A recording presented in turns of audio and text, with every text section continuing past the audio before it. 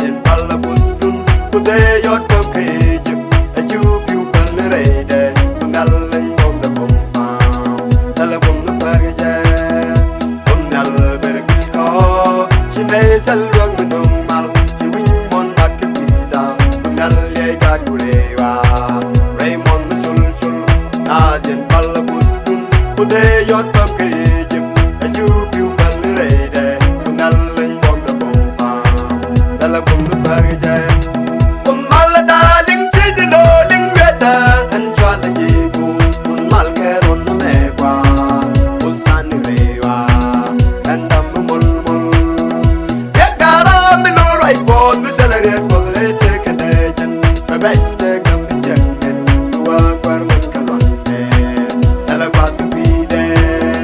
mi we be la kwar yesu bin ne ke tim ngas ke jerau akan te gam boy boy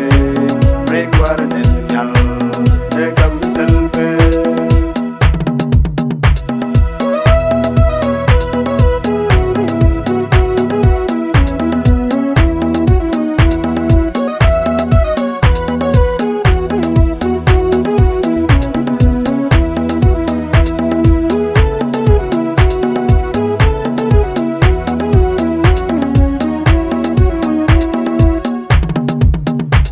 Usakta berkil ko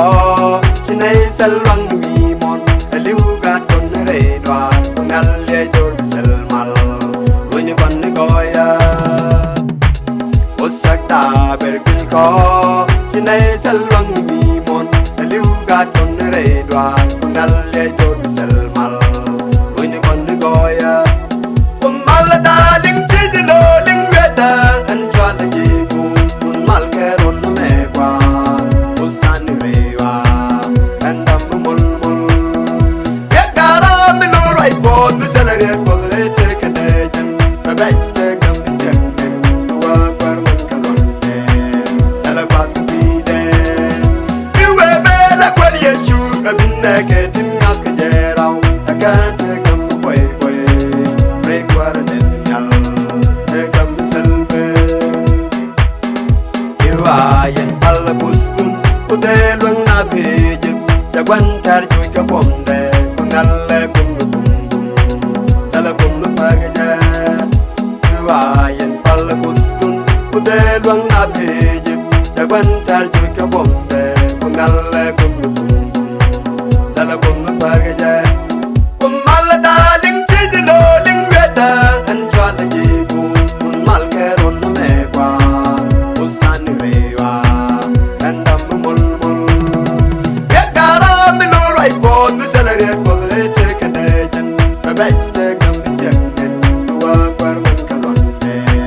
sala bas bi de mi we be la kwar yesu bin ne ke tin ngas ke jerau akan te gam boy boy re kwar den nyal te gam selbe